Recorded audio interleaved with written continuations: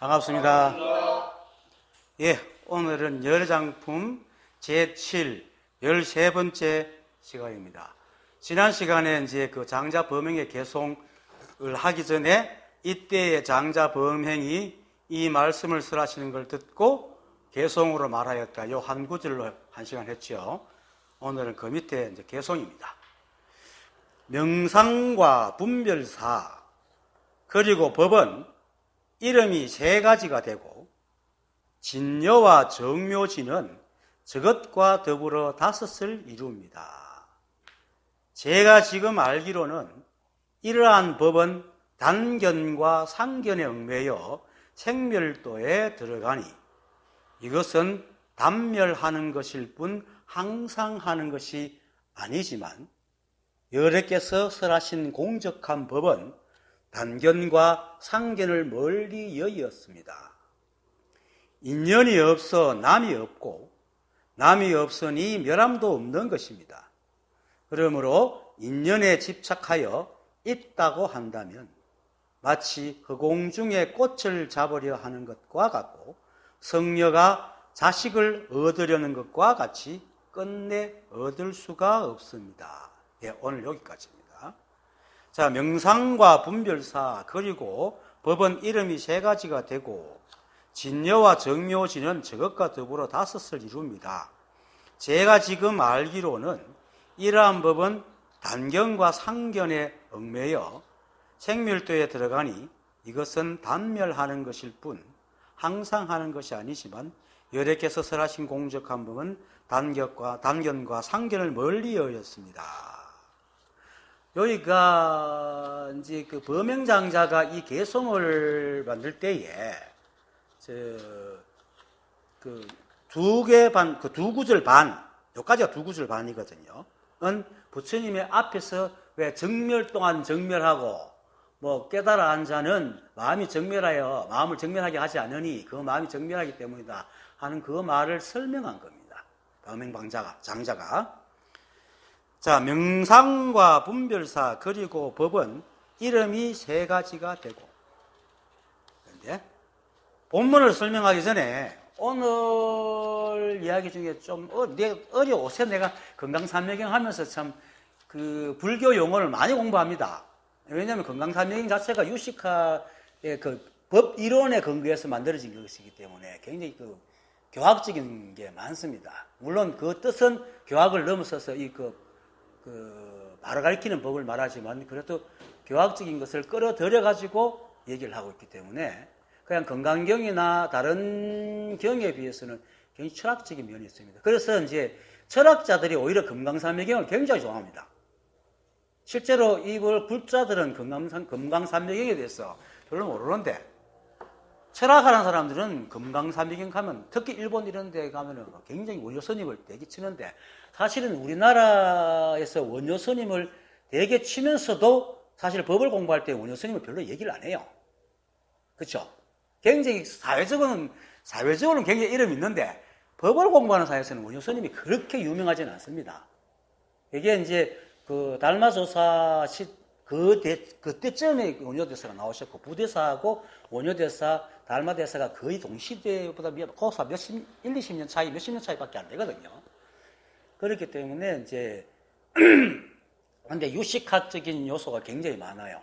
원효 스님의 그래서 원효 스님의 대승기 실론도 그렇고 그래서 원래 원효 스님이 사실은 원효였지 않습니까? 그걸 뭐라 하노?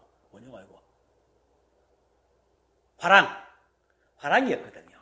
네, 화랑이었는데 자기 전쟁터에 나와서 자기 친구가 죽는 걸 보고 그 허물을 느껴서 스님이 됐거든요.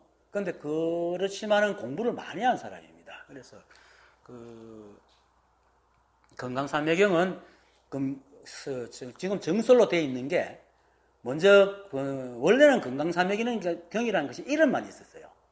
이름만 있었는데 원효대사가 금강산매경론을 지어요, 먼저. 그리고 그 경론에 근거해서 그 원효선사의 스승인 대한선사하고 제자인 사복이 금강산매경을 지었다는 것이 지금 정설입니다, 거의. 그런데 불교는 경전에 대해서는 굉장히 관대해요. 왜냐하면 이거는 그 구원의 종교나 어떤 그 계시 종교가 아니기 때문에 부처님께서 이미 깨달으셔가지고 깨달음이라는 것은 이런 거다라고 다 확립시켜 놨기 때문에 부처님도 그 열반하시고 난 뒤에 경전에 맞춰서 이 법을 정확하게 쓴 견들은 전부 다 경이라고 이해합니다. 그래서 대성경들이 전부 다 뒤에 써진 겁니다. 그런데 이제 경의 형식을 빌어 썼죠. 네. 그래서 건강삼매경도 그 원효 스님의 그 건강삼매경론을 바탕으로 했기 때문에 굉장히 유시각적인 것이 많습니다. 그래서 어렵습니다. 내가 그래서 이것을 공부하면서 이걸 이제 쓰라면서 내가 공부를 참 많이 합니다. 덕분에. 머리도 막 어떨 때 지각이 나기도 하지만 사실 오늘 이 법문을 하기까지는 이걸 여기서 사실은 간단하게 좀 이따 해서 명상분별사법 이것만 그 건강삼명에서 얘기하는 것을 제대로 이해하는데 내가 며칠 걸렸어요.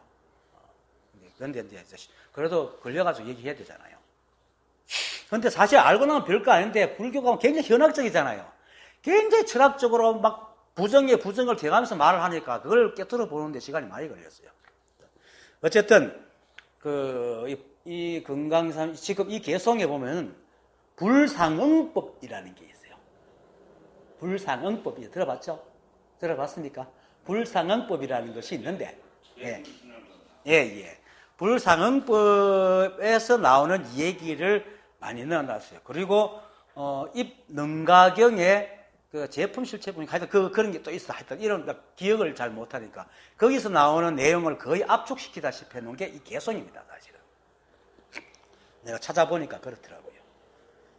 그래서 이 불상응법에 대해서 이제 배경에 대해서 먼저 지금 얘기를 하고 설명하는 게 낫지 싶어요. 그래서 얘기했습니다. 불교에 오위라는 게 있어요. 자리 위자입니다. 오위, 5위. 근데 불교에서는 이제 인간의 내면 세계하고 객관 세계, 그 대상이죠. 객관 세계를 체계적으로 분류하려는 노력이 있었습니다. 그러니까 이제 이 법을 알고 나서부터 왜 그러냐면은 유식학은 뭡니까? 생각과 대상의 관계거든요. 그래서 대상을 보고 사람이 어떻게 느끼냐에 따라서 이걸 분석하기 때문에 그 내면 세계와 객관 세계를 굉장히 정밀하게 이제 분류를 합니다. 그 분류하는 과정에 보면은 그 이제 대표적인 것인데 부파 불교의 설일체 유부에서 5위 75법이 있고 그리고 대승 불교의 유식학에서의 5위 100법이 있습니다. 그런데 5위는 정신세계와 물질세계, 그러니까 부파 불교도 5위, 대승 불교도 5위 5가지로 나누니까 공통되어 있습니다. 근데 5위 5가지 위라는 것은 정신세계와 물질세계를 5가지로 분류한 것입니다. 그리고 75법과 100법은 이제 각 학파에 따라서 그 5위를 설명한 분류, 세분한 겁니다. 자, 5위는 정신세계와 물질세계를 분류한 것이기 때문에 이 우주에 존재하는 모든 것들을 분류한 겁니다. 그렇죠? 내면세계는 인간이잖아요. 그래서 우리가 그 오온도 사실은 색을 빼고 난 건 전부 다 정신세계예요. 색, 수상, 행식의 색은 뭔가 대상과 육체잖아요. 그걸 빼고 난 뒤에 수상, 행식은 전부 다 정신작용이거든요. 그래서 오온이 사실은 이제 그 오온으로 우리는 전부 다 세상을 보잖아요. 그처럼 오위도 마찬가지로 물질과 정신세계인데 물질세계는 저 우주고 정신세계는 전부 다 우리가 보고 있는 거예요. 그리고 우리가 번뇌를 일으키고 힘들어하는 게 뭡니까? 내 마음 세계에서 일어나는 일이잖아요. 그래서 사람의 내면 세계를 바로 알려면 대상과 어떤 관계를 가지고 있는가를 그렇게 사람들이 대상을 어떻게 보는가를 분명하게 규명을 해야지 번뇌를 내놓을 수 있다는 거예요. 그래서 부처님께서 12연기도 말씀하시죠. 그 번뇌가 일어나는 것이 연기도 그렇게 쓰고 얘기를 한 거죠. 그래서 이제 그 5위는 불교에서 정신세계와 물질세계를 분류한 것입니다. 그러니까 이 우주에 존재하는 모든 것이죠. 그것이 이제 5가지인데 첫째 색법, 물질, 육체, 그리고 심법, 정신, 사물을 인식하는 마음. 하고 심소법은 이제 심법에 의해서 사물을 인식하는 마음에서 일어나는 마음작용. 뭐 똑같은 겁니다. 의식작용, 정신작용. 하고 여기 3가지 있죠. 불상응법이라고 이제 나옵니다. 색법과 심법을 따르지 않는 것. 희한하죠. 우리는 모든 것이 색과 우리 마음이 이렇게 해서 세상을 보는데 요거는 마음과 색과 서로 같이 관계되지 않는 법이 또 따로 있다고 딱 분류를 해놨어요. 그게 이제 불상응법입니다. 좀 이따 이거 설명할게, 나중에. 그리고 무위법. 이제 이거 완전히 통달해가지고 인과관계에서 여기가 상주불변하는 법. 이 법이죠. 무위법. 이 5가지인데, 이제, 이것이 이제 불상법이 나오게 된 배경입니다. 그래서 이거 다 하락하는 게 아니고, 다 하락하면 또, 굉장히 복잡하고, 이걸 하게 되면 철학적으로 흐르기 때문에 다 할 필요도 없고, 또. 중요한 건 우리가 시비분별 없이 살아가는 게 중요한 것이지. 이거 안다고, 이걸 아무리 알아도 시비분별이 떨어지지 않으면 이거 깨달은 사람이 아닙니다. 이거 하나도 몰라도 시비분별이 떨어진 사람은 깨달은 사람입니다. 그래서 육조 스님이 뭐겠습니까? 법달이 와가지고 제가 법화경을 8년이나 읽었는데 도대체 무슨 말인지 모르겠습니다. 그러니까 네가 한 구절 나는 글자를 모르기 때문에 한 구절 읽어주면 내가 얘기해 줄게 이랬거든. 글자를 몰라도 이 법을 알면은 깨달은 사람이에요. 이거를 참, 글자 공부하는 사람들이 참 뼈저리게 느껴야 되는데, 아직까지 이 글자가 말하는 개념적인 뜻을 모르면 알아 그러거든요. 어쨌든, 그래서, 이제 불상응법에 대해서는 이제 좀 이따가 얘기하겠고, 지금 여기 본문에서 말하는 명상은 이제 이름과 모양이라는 뜻입니다. 이름과 모양. 원래 이름은 뭡니까? 어떤 물질적인 모양이 있거나 현상이나 개념 또는 우리의 정신작용이 있고 난 뒤에 거기에 갖다 붙인 이름이잖아요. 그죠? 이것을 서로 이야기하고 전달하기 위해서 말을 붙인 것이 이름이죠. 그래야지 소통을 할 수 있기 때문에. 이름을 안 붙이면 소통을 못 하잖아요. 아마 개들도 사실 이름이 있어요. 저들끼리. 소들도. 우는 방법에 따라서 알아채거든요. 벌들도 뭡니까? 자기 날갯짓에 따라서 다 알아보거든. 그렇게 이 세상에 이름이 다 있습니다. 종류에 따라 다 다르지만. 그래서 모양이 먼저고 사실은 이름이 뒤에 붙습니다. 그런데 이제 이름이 생기고 나면은 이 이름에 힘이 생기죠. 그죠? 그래서 애초에 있는 것에 붙인 이름을 넘어가지고 이름 자체의 의미가 붙어가지고 사람의 생각을 막 움직인다. 그게 힘이에요. 여기서 말하는 명상은 이것을 얘기하는 겁니다.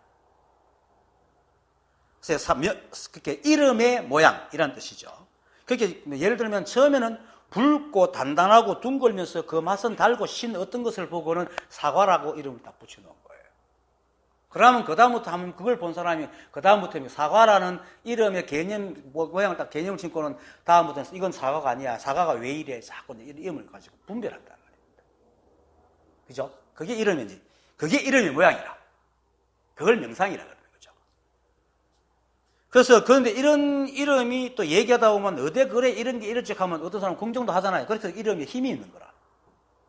이런 힘이 있단 말이에요. 그래서 불상응법에서 이 이름에 대해, 이건 불상응법, 이제 좀 이따 더 나오지만 지금도 불상응법이 나옵니다. 그죠? 불상응법에서는 이제 이 이름에 대해서, 이름이 생기려면은 이제 3가지 요소가 있다 그럽니다. 이름 명자와 글을 구자, 그리고 글자 자 또는 글을 문. 네. 그러니까 자와 문은 아주 기초 단위로 단음, 가나, 다라, 이런 것을 말하고, 요것을 이제, 가나다라 요거는 이제 단신이고, 가에다가 니어 붙이면 이신인 거예요. 이렇게, 이문신, 이자, 이렇게 말하는데, 그것이, 이 문이 몇 개 모이면은, 이제, 명이 됩니다. 하늘, 땅, 그렇게, 소나무, 대나무, 이런 것들. 그런데 명이라고 해서 또 명사만 있는 게 아니고 동사, 이렇게 간다, 온다, 생긴다, 이런 것들도 명이고, 그러다가 붓다, 불다, 검다, 저 북쪽 사람들은 붓다 그러더라고요. 검다 등 형용사나 등 이런 것들을 이제 낱말들을 명이라 그럽니다. 그 다음에 이제 구는 이러한 또 이 명이 2개 이상 붙으면 뭡니까? 소나무가 생긴다. 그죠? 소나무가 있다. 이러면 구가 되는 거예요.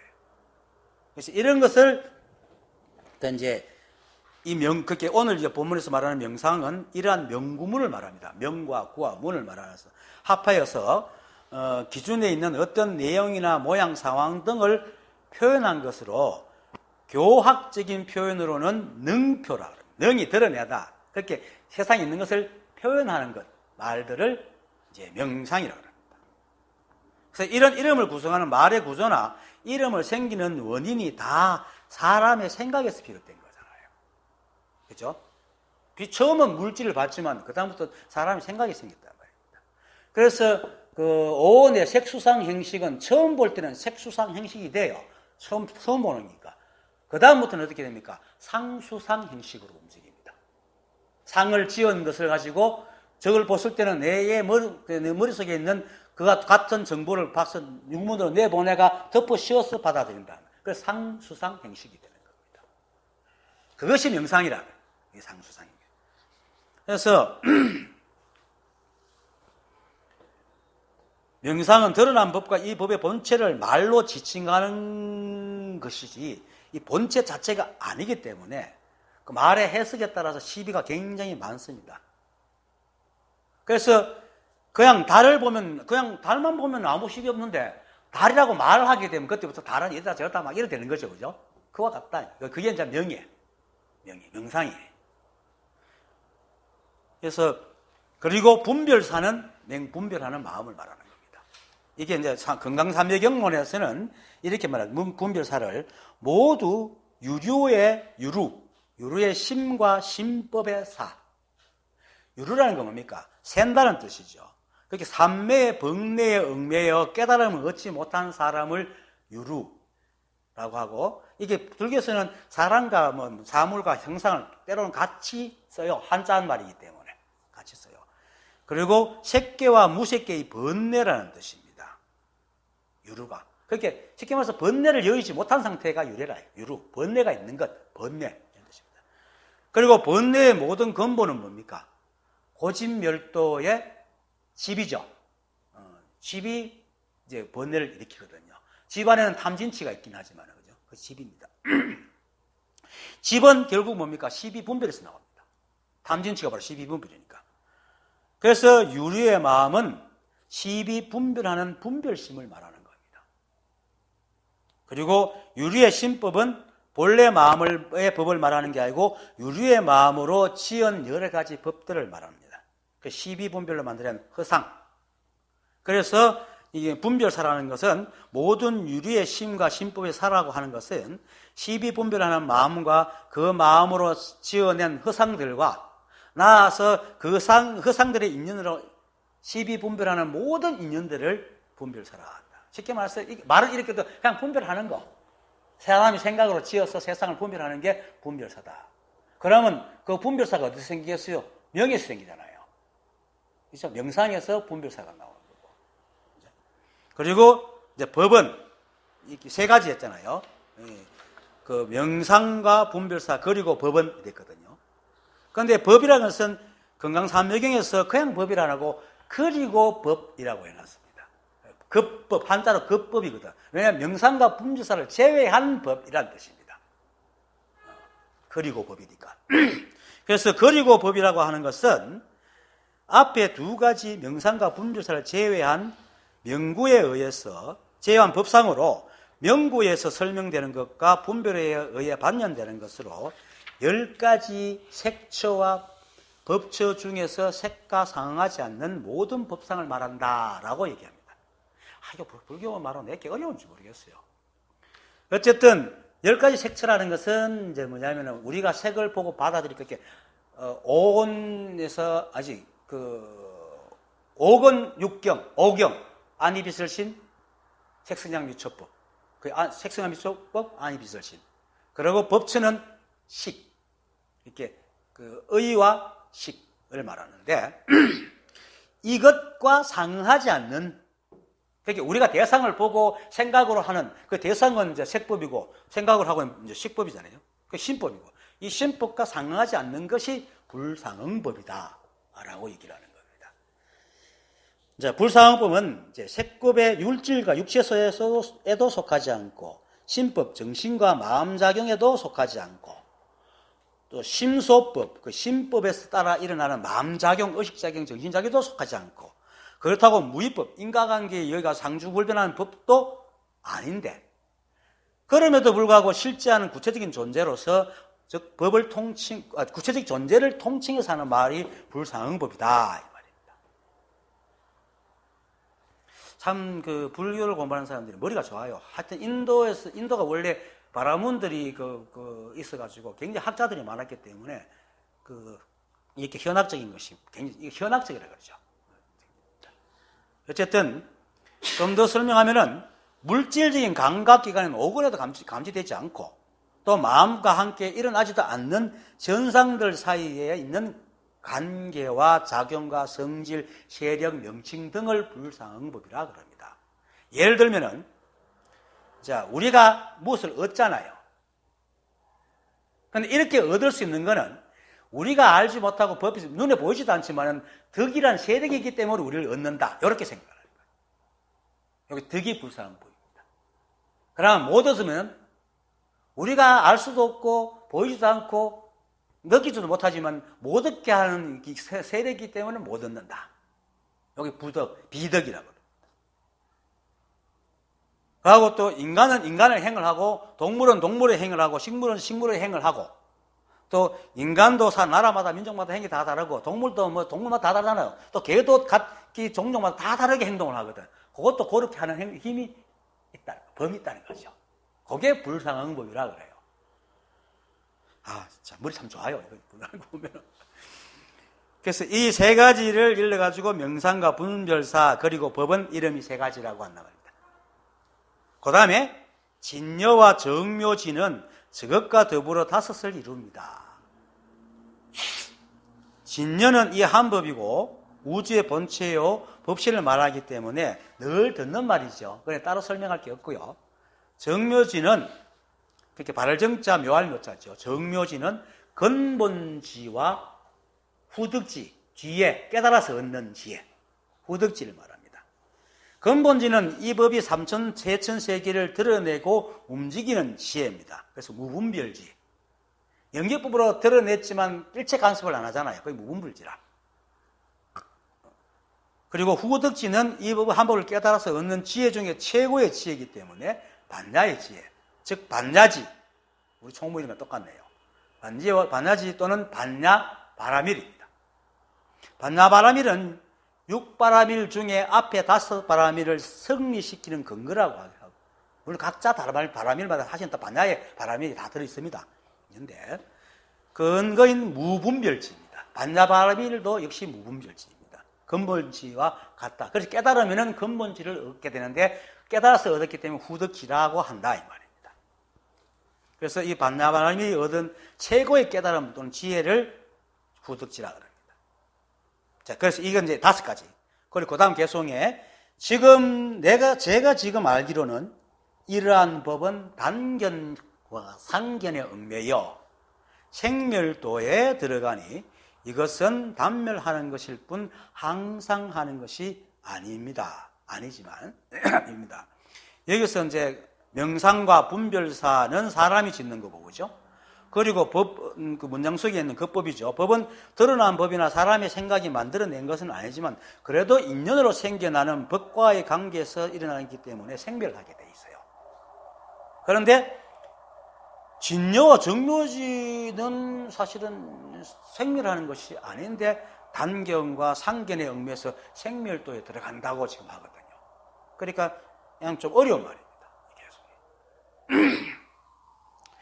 그리고 개성에서 이런 말을 하는 이유는 이제 지난 시간 본문에서 제가 이제 만공 스님의 행장을 얘기할 때에 경허선사가 만공에게 부채와 등토시를 보여주면서 막 물었잖아요. 이거 등토시를 부채로 해도 되고 부채를 등토시로 해야 되나 하고 법을 가늠하니까 됩니다 하는 그 말에 아이고 이놈이 아직까지 덜 갔구나 싶어서 조주무자를 주고는 다비문을 외우라 했지 않습니까? 그죠? 다비문을 다 외우고 나니까 그 마지막 구절을 다시 외워라 하니까 유한석인 지하로라고 했거든요. 그게 뭡니까? 눈 가진 돌 사람이 눈물을 흘린다. 이렇게 하니까 그리고 더 했는데 아무 말도 못 했잖아요. 그러니까 이제 경우서는 모르겠습니까? 원도문을 짓지 말고 경절문을 지어라 했거든요. 그 원도문은 뭡니까? 교학에서 말한 그 이치를 말하는 것이기 때문에 문자 속에 있는 거고, 경절문은 바로 질러 가리키는 것이기 때문에 그 적법이란 말입니다. 그래서 여기서 이 말과 사실은 관계가 있는데, 원도물 짓기 말고 경절물 지어라 한 말과 관계 있는데, 경허선사의 이 말은 이제 금강산묘경에 대한 이게 쳤던 주석이 또 있어요. 이 두 가지와 저 세 가지를 합해 5가지를 이루니 삼성교문의 법상을 든 것이다. 이렇게 말했어요. 그렇게 그 선법에서 말하는 게 아니고 삼성교문, 그렇게 글로서 하는, 그래서 문자로 된 원도문이기 때문에 지금 이걸 진여와 정묘지까지도 단견과 상견에 응매였다. 이렇게 얘기를 하는 겁니다. 그걸 지금 얘기하겠습니다. 그래서 이제 도명장자가 제가 지금 알기로는 이러한 법, 그렇게 명상, 분별사, 그렇게 급법, 그리고 진여, 정묘지 이러한 법들은 단견과 상견에 얽매여 생멸도에 들어가니 라고 말한 것은 경호선사의 말과 금강산묘경의 원효선 스님 해석처럼 5가지의 법이 원도문의 문자 속에 있기 때문에 실제로 있는 것을 그대로 가리키는 것이 아니고 사람이 생각이 들어간 것이다 라는 뜻입니다. 교학적이다. 2주 전 저지난 법회에 이렇게 부처님께서 이랬잖아요. 깨달아 알면 식은 늘 변치 않으니 이 식은 정멸하여 정멸 또한 정멸하다. 선남자야 법이 정멸함을 아는 자는 마음을 정멸하게 하지 않으니 마음이 늘 정멸하기 때문이다 라고 했죠. 여기서 정멸 또한 정멸하다는 말과 마음이 정멸함을 아는 자는 마음을 정멸하게 하지 않으니 마음이 정멸하기 때문이다 라고 한 것을 이 한 법과 이 한 법을 깨달은 것을 단지 문자로 이렇다 저렇다 하는 한쪽을 치우쳐 말한 것이 아니라고 하는. 이렇게 그때 하신 부처님의 말씀은 제가 알기로는 이 문자 속에 있는 말이 아닌데 지금 자기가 말하는 뭐 법, 명구라든지 법상이나 이런 것 전부 다 문자 속에 있다 이렇게 얘기하는 거죠. 그래서 그 구절들은 부처님의 말씀을 다시 판별해서 사람들한테 얘기해 주는 겁니다. 그래서 이런 부처님의 말씀, 그렇게 이제 정멸 또한 정멸하고 뭐 마음을 정멸한 자는 마음을 정멸하게 하지 않는다는 이런 한 부처님의 그 말씀에 비추면은 일체가 한 법이기 때문에 한 법이 또 온통 한 법이기 때문에 정멸하다 정멸하지 않다는 것조차도 없단 말이에요. 그래서 이런 시비와 분별이 끊어져 버리면은 설사 이런 시비와 분별을 다시 한다 하더라도 이미 끊어진 사람이기 때문에 했네 하고 그냥 놔버리기 때문에 그것조차도 그때 인연일 뿐 더 이상 시비하지 않기 때문에 망상이 될 수가 없거든요. 근데 그래서 이제 이런 법으로 비추어 본다면 교학에서 저렇게 나누고 분석하는 모든 것은 전부 다 단견이고 상견이다 이 말하고 제대로 깨달아보니 그런 말도 필요 없고 그렇게 말하는 자체가 오히려 뒷거리다. 그래서 개구적착이다 이렇게 얘기하는 거예요. 그걸 더 심하게 말하면은 선사들이 그랬잖아요. 석가가 지은 죄는 몇 억급을 가도 못 씻는다 그랬거든. 그거 그냥 하도 방편으로 문자로 많이 풀어줬기 때문에 그런 거예요.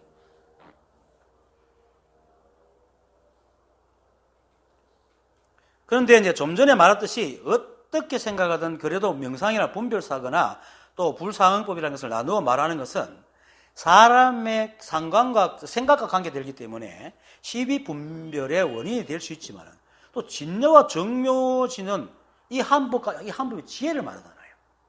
그러니까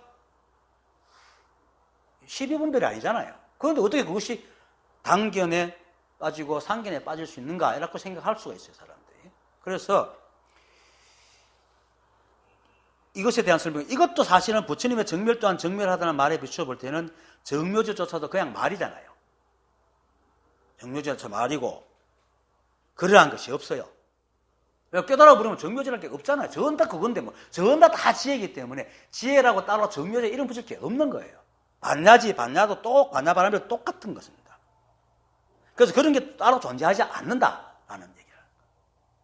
그리고 나아가 진여라는 것도 이 우주 전체가 그대로 진여이기 때문에 진여 역시 어디 따로 존재하지 않고 있다 없다 할 수 있는 것이 아닌데 진여는 이런 것이다 정묘는 이런 것이다 이렇게 막 설명해 놨기 때문에 사람이 그렇게 따라다닌다는 거죠. 그것을 얘기하는 겁니다. 그래서 만약 교학에서 이렇게 분류하고 설명하게 되면은 사람들이 그 의미를 쫓아가지고 마치 진리라는 어떤 물건이 있게 되고 또 그에 해당하는 지혜가 따로 있는 것으로 착각하기 때문에 이조차도 단견과 상견을 벗어날 수 없다라고 얘기하는 것이 이 개성입니다. 그래서 역시 금강상명에서도 말하기를 그렇게 말합니다. 이 네 가지 법, 그게 명상분별사, 불상법, 정묘지 네 가지 법이 생멸의 상을 가지고 있어서 단견에 집착하는 경계를 떠나지 못했으며 그 진여의 법도 상주성, 늘 머문다는 뜻으로 상견을 취하기 때문에 그 경계를 벗어나지 못했다. 교학에서는. 그 진여라는 게 있다. 이렇게 했단 말이에요. 그래서 이 말은 이제 네 가지는 사람들이 생각이 가지고 있는 것 때문에 반드시 멸하게 되어 있어서 단멸을 벗어나지 못하고 진여는 늘 있다는 말을 하기 때문에 결국 없다의 반대인 있다의 경계를 벗어나지 못했다라는 뜻으로 이렇게 말을 하는 겁니다. 그래서 이 개성은 한편은 굉장히 수상한 법문을 얘기하고 있는 겁니다. 우리는 이 사람 생각이 어떻게 여기까지 얘기를 할 수 있을지 모르겠어요. 그런데 사람들은 이제, 왜냐하면 또 사람들은 어떤 말을 들으면은 늘 그것이 있다는 생각을 하게 되고 또 반대적인 생각도 또 생각을 합니다. 그죠? 그리고 또 아무리 좋은 말이라도 일단 내뱉어버리면은 그 말이 첫째 나갔던 그 말이 점점 사람들마다 생각이 붙어가지고 원래 뜻보다는 명상을 가지게 되는 거죠. 그래서 단견과 상견을 일으키게 되기 때문에 범행장제의 개성은 이러한 것까지 얘기해 주면서 경계하는 말이기 때문에 수수한 법입니다. 내가 얘기를 하는 겁니다. 그래서 선에서 분리문자다 얘기하는 겁니다. 말은 내뱉으면 참 문제가 되기 때문에 분리문자다. 그런데 이 말을 가만히 들다 보면 또 그 이면에 또 뜻이 또 있어요. 그게 뭐냐면은 비록 사람들이 망상을 짓는다 하더라도 이러한 문자, 즉 진여 정묘문이라는 말이 아무것도 아니다. 그래도 아무것도 아니야. 말쁘지는 않다. 이렇게 말하는 의미가 있단 말입니다. 그래서 즉 문자를 빌렸지만은 사람들에게 말하기 위해서는 문자를 쓰지 않을 수가 없잖아요. 분리문자라 해도 분리문자를 뜻을 사람한테 얘기해줘야지 알아듣지. 분리문자를 아무 말도 안 하고 있으면 어떻게 교화를 하겠어요? 그렇잖아요. 그것까지 얘기를 하는 거예요. 그래서 문자를 쓰지 않을 수 없기 때문에 다만 문자를 대야 돼. 말만 따라다니지 마라 하는 것도 이 안에 들어있는 겁니다. 지금 이 말 속에. 이렇게 이제 읽어야 이제 이 개성을 다 아는 겁니다. 그래서 사람들이 문자만 쫓아다니면 선신의 강견과 상견을 사로잡히는 것이다. 하지만 이 말 자체는 거짓은 아니다. 이런 얘기가 같이 함께 들어있습니다. 그래서 만약에 선에서 분리문자라고 하지만 말을 빌리지 않고 말을 빌리지 않으면 문자를 세우지 않는 분리문자를 전할 수도 없고 또 정말로 분리문자만 고집했다면 우리가 이 공부를 할 수 없겠죠. 왜냐하면 금강강사묘경이 생길 수가 없으니까. 그죠? 그리고 또 분리문자라고 분리문자만 고집하게 되면은 또한 이것 또한 명상과 분별사를 짓는 거예요. 분리문자라는 이름의 모양을 짓게 되고 또 분별하게 된단 말입니다. 그래서 분리문자를 말을 해야 되는 거예요. 그것을 같이 내포하고 있습니다.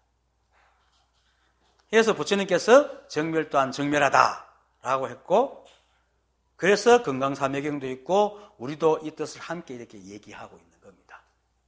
이까지 알아야 됩니다. 그래서 문자를 볼 때 문자 속만 밝히지 말고 그 뜻이 정말 무엇인지 그걸 알아야 되지. 많이 한다고 내가 문자를 많이 하는데 그냥 글자의 뜻만 막 외워가지고 마치 자기가 뭘 아는 것처럼 있는 사람은 전부 다 망상을 짓고 있는 겁니다. 그래서 이런 말에서 말만 따지지 말고 따라다니지 말고 무슨 말을 하고 있는지 분명하게 알아야 됩니다. 그래서 원효대사는 이제 범행장자가 이 글을 지은 뜻에 대해서 이렇게 설명합니다. 아까도 말했지만 오늘 개성은 장자가 두 번째로 부연해서 설명한 것이다. 앞에서 장자가 한번 했죠, 개성을. 그래서 이 개성이 8개인데 8개성 중에 3가지 뜻이 있는데 처음 두 개송 반, 다음 글까지입니다. 다음 개송, 지금 한 개송, 반 개송 남았거든요. 두 개송 반은 부처님의 가르침의 의미를 판별한 것이고, 다음에 다섯 개송은 양변의 집착을 깨트리는 것이고, 마지막 두 개송은 둘이 아님을 관하는 것이다 해서 양변을 떠나게 만드는 겁니다. 근데 문자 속은 잘못하면 자꾸 한쪽에 치우치게 되잖아요. 또만 그 문자만 따라다니다 보면은. 그래서 이것이 자기가 지금 말하고 있는 것이 부처님의 말씀을 내가 이렇게 말한다는 것을 밝히기 위해서 이렇게 말을 하는 겁니다. 그래서 깨달아 알면 식은 늘 빌지언치 않으니 이 식은 늘 정멸하여 정멸 또한 정멸하다. 문자 내 뜻 또한 없애버려야 진정한 문자의 뜻이다. 그래서 그 남자의 법이 정멸함을 아는 자는 마음을 정멸하게 하지 않으니 마음이 늘 정멸하기 때문이다 라는 것을 얘기하는 겁니다. 그리고 이것을 판별한 겁니다. 그리고 이제 이러한 부처님의 말씀을 다시 이해했다는 말로 이제 마지막 반개송을 얘기합니다. 이것은 단멸하는 것일 뿐 항상 하는 것이 아니지만 여래께서 설하신 공적한 법은 단견과 상견을 멀리 여겼습니다. 이 두 개송 중 앞의 개송은 앞에서 지금까지 자기가 말했던 그죠? 이런 말들이 삼승에서 교학적으로 설명한 것. 진여는 이런 것이다.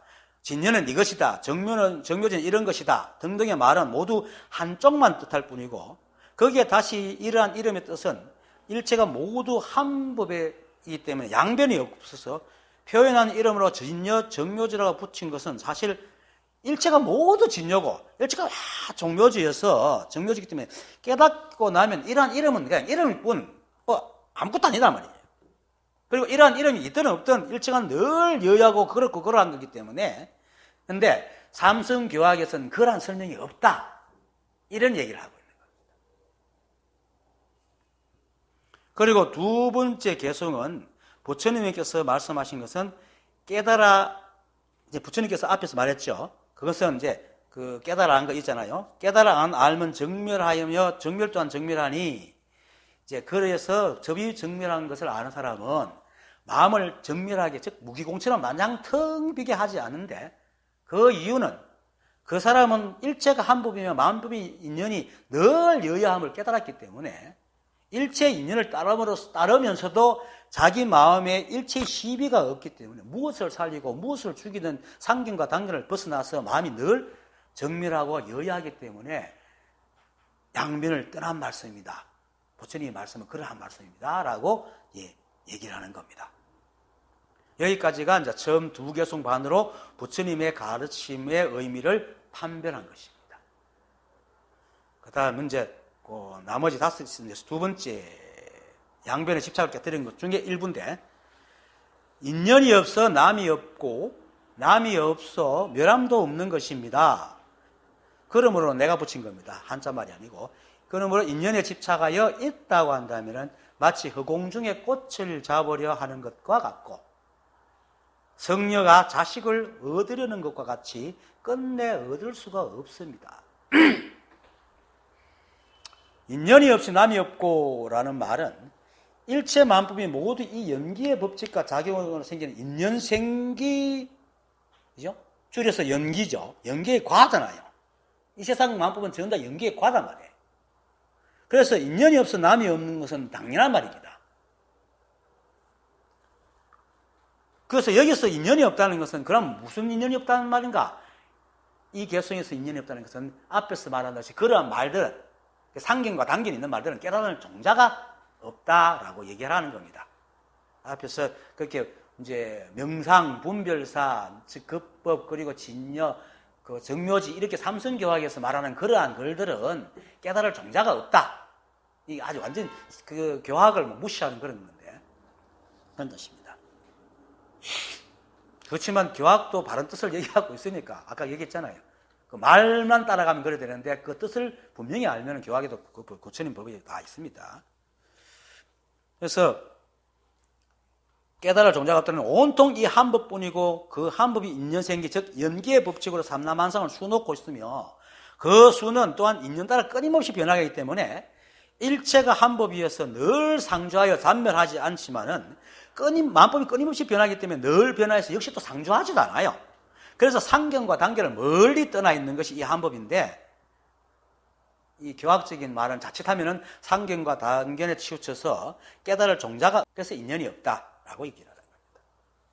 그래서 인연이 없어 남이 없고라는 말에 붙여서 남이 없으니 멸함도 없는 것입니다 라는 붙이는 건데, 이거는 뭐냐면은 그냥 인연이 없으니까 남이 없으니 없다는 말만 하는 게 아니고, 남이 없으니까 멸함도 없다는 것은 인연이 없는 것은 아무것도 아니라는 거예요. 남이 없는 정도가 아니면 그건 그럼 인연이 있으면 생겨날 거다나 그럼 의미가 있는 거네. 그건 생겨나도 아무것도 아니라는 거예요. 아무것도 아니다 이 말입니다. 그럼 뭐를 말하느냐? 전에도 이제 제가 자주 말했지만, 왜 우리가 12분별 하였다 하더라도 그거는 우리 머릿속에 있는 망상이고 허상이잖아요. 그렇기 때문에 실제로 난 적도 없고 남이 없기 때문에 멸할 것도 없어요. 왜냐하면 우리가 그 망상을 지어도 조금 지나면 없어져 버리잖아요. 내가 이거 막 없앨 필요 없이 없어져 버리잖아요. 아무것도 아닌 거예요. 그래서 그 망상은 정말 망상일 뿐 아무것도 아니기 때문에 일부러 애를 써가지고 막 찾아가 없앨 필요가 없는 거예요. 이게 이제 뭐냐면 지금 그 공부한다고 하는 수행하는 사람들이 앉아서 망상을 없애고 막 비파사나니 하고 안에 그 보고 자기 마음이 일어난 걸 막 이리 쥐고 저리 쥐고 있는 거이 다 망상 짓을 하고 있다는 것을 말하고 있는 겁니다. 그냥 시비만 버리면 사라져. 마음에서 시비만 뚝 떨어져 버리면 이 망상이 일어나지가 않아요. 애써가 있어. 없앨 필요가 없는 거야. 그래서 뭡니까? 천수경에서 그런 말 하잖아요. 죄무자성 종심기 심량멸시 죄영망.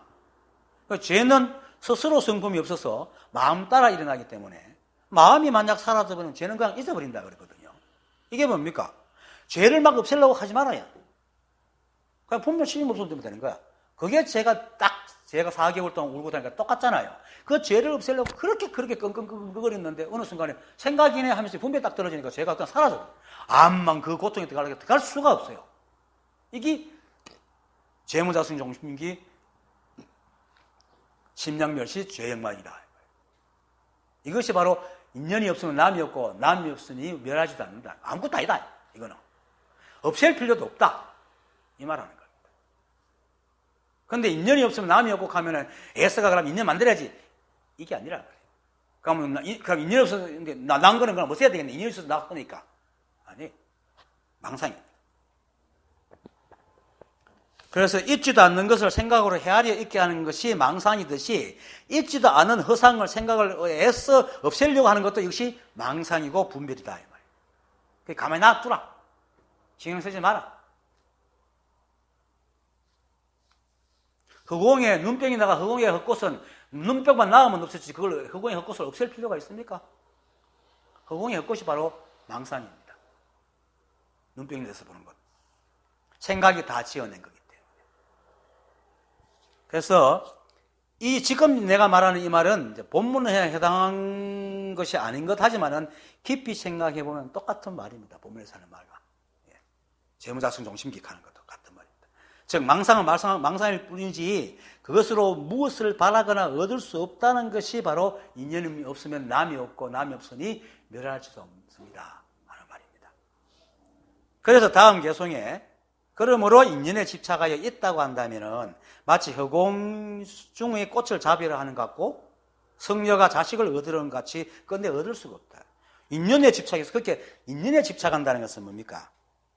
망상을 지어서 그것을 얻으려 한다는 겁니다. 바른 인연을 짓는 게 아니고 자기의 욕심을 막 지어가지고 막 얻으려 하는 것, 이걸 말하는 겁니다. 이제 이 말은 뭐냐면 사람들이 인연이라는 말을 듣고 노력하면 얻을 수 있다는 생각으로 실제로는 되지도 않는 노력을 해놔놓고 막 얻으려고 그러는 거죠. 그런 사자성어가 있잖아요. 연목구어. 나무에 올라가서 물고기를 구한다는 거죠. 물고기를 구한다는 거. 노력은 해요. 되지도 않는 노력을 하고 있는 거야. 그러니까 이 법을 깨달으려 하면서도 12분별만 내리면 되겠는데 오만상 문자성만 키우고 있는 거죠. 책을 막 보고. 이게 연목구어. 그래서 인연이 없으니까 남이 없는 거라. 근데 지가 막 했다는 거, 오랫동안 막 공부했다는 그것으로 막 깨달으려고 합니다. 안 된다는 거죠. 그걸 지금 얘기하고 있는 겁니다. 이 말은. 요 개송 전체가.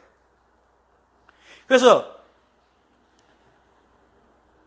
깨달으려면 단견과 상견을 이어야 되는데, 방금 말한 것처럼 오히려 문자 속만 막 기르는 거야. 길러가지고는 누가 들으면 내가 알기로는 그거 아니야. 네가 이거 맞아. 이거 시비분별을 하고 있는 거야. 그렇잖아요, 지금. 사람들이. 문자 공부하는 사람 다 그렇단 말이에요. 그렇게 해서는 어떻게 깨달으면 없어요? 시비분별, 이건 무분별진데, 진여의 지혜는 무분별진데, 어떻게 그걸 알겠어? 그래서 이렇게 해서는 절대로 얻을 수 없다는 것이 바로 인연의 집착가 있다고 한다면 마치 허공중에 꽃을 잡으려는 것 같고 성녀와 자식을 얻으려는 것 같이 끝내 얻을 수 없다 하는 말입니다. 인연에 집착한다는 것은 사실 인연을 우리 진짜 깨달아서 인연에 집착 안 하잖아요. 그냥 살면서 오는 걸 그냥 받잖아요. 이게 인연 따라 살아가는 거거든. 그런데 인연에 집착한다는 것은 자기가 원하는 게 있고 원하는 것에 의해서 굉장히 오래 가는 거거든요. 그런데 거기가 다르게 해야 되는데 엉뚱하게 해놔놓고 막 얻으려고 한다 이 말입니다. 그래서 이제 마치 허공중에 꽃을 잡으려 하는 것과 같고 성녀가 자식을 얻으려고 하는 것 같이 끝내 얻을 수 없다는 말인데 여기에는 또 두 가지 뜻이 있습니다.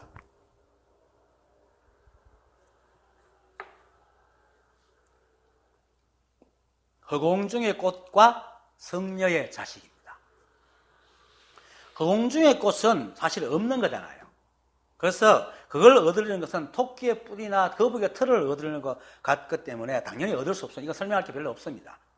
그런데 성녀의 자식을 얻으려는 것 같이 얻을 수 없다는 말은 양면이 있어요. 그 안에 내포된 뜻이 있어요. 성녀의 자식은 실제로 청정한 실체입니다. 그래서 청정한 실체는 그렇게 그 시비분별한 단경 상견을 얻을 수 없다라는 말입니다. 허공중의 꽃은 아예 애초부터 그런 거는 애초에 존재하지 않기 때문에 없는 거고, 근데 성녀의 자식은 월 있는 거란 말입니다. 그래서 그건 얻을 수 있는데 그러한 소견으로는 얻을 수 없다 이렇게 말하는 겁니다. 두 가지 뜻이 하겠습니다. 자, 그러면은 성녀의 자식은 왜 청정한 실체인가? 성녀가 어떻게 애를 낳아? 말도 안 되잖아요. 그런데 애를 낳아요. 이게 이 법입니다. 왜냐면 우리가 성녀거든. 그런데 우리는 행하면서 뭐든지 행하잖아. 자식을 낳는단 말이에요. 이게 성녀 아이를 얻는 거예요. 그 인연을 따라 살면 성녀가 아이를 낳아. 구멍 없는 피리 소리. 네, 그렇죠. 똑같아요. 그러니까 이 법계에는 실제하는 것은 오직 이 한 법밖에 없고 나머지 법은 뭡니까? 비록 법의 이제 법성과 법의 인연으로 드러난 것으로 법 자체이긴 한데 뭡니까? 역시 법의 성품인 연기법성을 여의지 못하기 때문에 생기면 사라지고 생기면 살아가잖아요. 끊임없이 변하거든요. 그게 그런 존재가 뭘 할 수가 없어요. 그렇잖아. 스스로 할 수 있는 게 아무것도 없어. 이것만 알아도 사람이 욕심이 사라져. 우리가 뭘 할 수 있는 것 같아도 할 게 아무것도 없어. 인연이 돼야 되지. 인연 안 되면 절대로 아무것도 할 수 없는 거예요. 그래서 애를 못 낳아. 스스로 애를 못 낳는 거야. 그래서 성녀라. 근데 인연을 따라가면 우리는 그게 욕심을 부리면 못 얻지만 인연을 따라다니면 모든 것이 다 되잖아요. 그래서 애를 낳는 거야. 성녀가. 그걸 말하는 겁니다.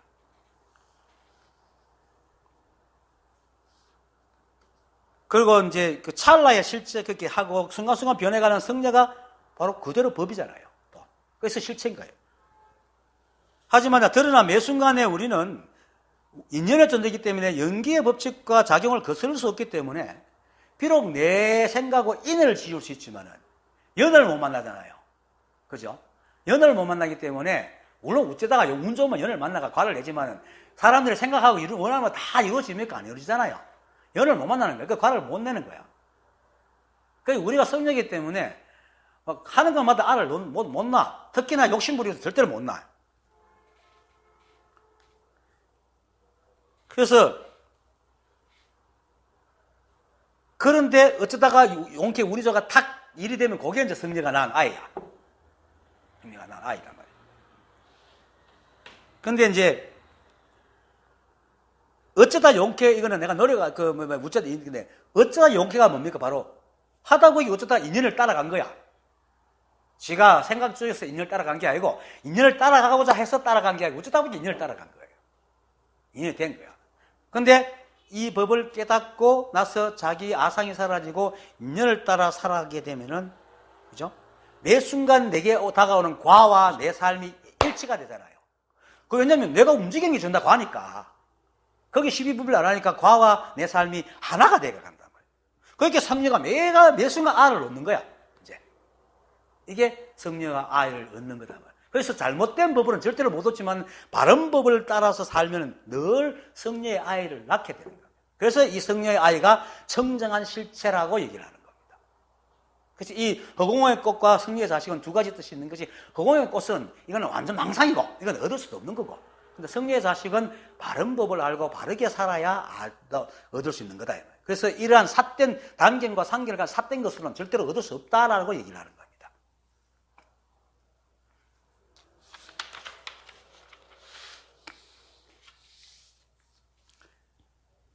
그리고 이 말은 이제 만공이 경허선사의 주문으로 답의문을 외고 경허선사가 마지막 걸 다시 외렸을 때 유한석인 제하루, 눈 있는 돌사람이 눈물을 흘린다는 말과 똑같은 말입니다. 이 말은 비록 석인이지만 눈물을 흘릴 수 있듯이 성녀이지만 사사무예법을 따라서 인연을 따라서 모든 인연을 시비하지 않고 따라 살아가면 애를 낳을 수 있다라는 말입니다. 그래서 성녀가 자식을 얻으려는 것은 되지도 않은 일을 하는 것이 아니고 법을 깨달으려는 것인데 단견과 상견으로는 절대로 얻지 못한다, 이 말을 하는 겁니다.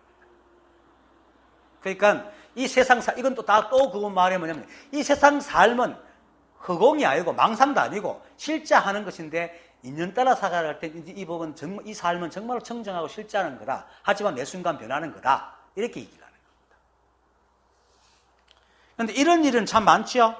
성녀가 그렇게 이제 사람의 관계 속에 많이 일어납니다. 인연을 안 따라가고 있다는 거죠. 허공중에 꽃을 잡으러 하고 성녀가 자식을 얻으려고 하는 짓을 사람들이 많이 합니다. 특히 성녀가 자식을 얻으려고 하는 거. 이게 뭐냐면은 사람의 관계에서 이제 상대방이 원하는 것을 주지 않고, 상대는 좋아하지 않는데 자기가 좋아하는 것을 막 주면서 자기 소원대로 들어달라는 거야. 내 마음 좀 따라달라고 하는 거. 저건 다 그런 거죠. 그리고 사람들이 살아가는 것 중에 물체와 나와 인간과 나의 관계, 사람과의 관계에서 제일 많이 부대끼고 많이 일어납니다. 되게 많이 상처받고. 물체와의 문제에서는 별로 상처 안 받아요. 물체도 객관적인 대상을 얻고 못 얻음도 사람과 관계되어 있는 것이지, 사람이 없으면 그냥 집어오면 되잖아요. 은행에 가서 돈 가져오면 되잖아요. 사람이 생각 못 가져오잖아. 그렇기 때문에 사람과 사람 관계에서 사람이 계속 번뇌가 일어납니다. 그래서 자기가 할 도리도 안 하고 상대방한테 원하는 것, 이겁니다. 정말로 그 사람이 사랑하면은 그 사람이 원하는 걸 해줘야 되는데, 니는 와 내 마음 몰라주라고 지금은 자꾸 갖다 주고는, 그리고는 뭐 좀 사줬다고 니 내가 이만큼 했는데 니 뭐 몰라노 이러거든. 이게 정답 상견과 상견으로 성녀의 아이를 낳으려고 하는 거다 말입니다. 이렇게 부부관계, 연인관계, 친구관계, 스승과 제자관계, 상사와 부하 직원들, 모든 인간관계가 다 이런 일입니다. 그래서 문제는 자신이 원하는 건, 좋아하는 것을 상대가 하기를 원하면서도 상대가 그것을 좋아하는지 싫어하는지에 대해서 관심이 없고, 또 안다고 해도 그것을 따라 자기가 하기보다는 니는 왜 내 마음을 몰라주고 자꾸 니 그만 하고 이제 따진다는 거예요. 그러니까 뭡니까? 자기가 원하는 마음이 있어야 인을 짓지만 상대방의 연을 못 얻잖아. 상대방이 마음에 들게 해야지 상대방이 연을 내가 그래 이렇게 좋다고 이렇게 말 들어주고 같이 함께 할 수 있지. 지 말만 자꾸 있으면 상대방은 저게 뭐야? 내가 왜 저거 해야 되지? 이러잖아요. 그러면 과가 생길 수 없는 거예요. 사람에는 나라는 아상이 있어서 이러한 일들은 우리 삶 속에 모든 것이 존재합니다. 내가 있다는 것은 이런 인연의 흐름을 딱 차단합니다. 인을 짓기는 하지만은 연을 가질 수 없어요. 왜? 아상이 짓는 인은 상대가 원하는 것을 주는 것이 아니고 내 것을 억지로 퍼먹이는 거기 때문에 상대가 입은 벌려도 먹질 않아요. 그러니까 연을 얻을 수가 없지. 그래서 세상 이치와 이치는 자신이 무엇을 원하면 원하는 상대가 내게 오게 해야 그것이 바른 인을 짓는 겁니다. 하다못해 건물을 지어도 건물 설계도처럼 똑바로 지어야 되지. 안 그러면 벽돌 한 장도 못 얹어요. 무너져버려요. 설사 지었다 하더라도 무너져버립니다. 그죠? 무생물인 건물도 이러한데 살아있는 사람은 더욱 그럴 것이고, 나아가 이 우주의 근본을 깨닫는 이 법이야말로 이런 단계과 상견을 가지고 옳다 그라 시비하면서 어떻게 깨달을 것있는 말이죠. 법이 원하는 대로 따라가야 된다. 그래서 조사들이 뭐라고 합니까? 인연 따라 살아가라 라고 얘기를 하는 거예요. 깨달으려면, 그리고 변하려면 인연 따라 살아가야 된다. 그걸 얘기해요. 예. 오늘 법문 마치겠습니다. 싱겁게 마쳐버리네요. 수고했습니다. 수고했습니다.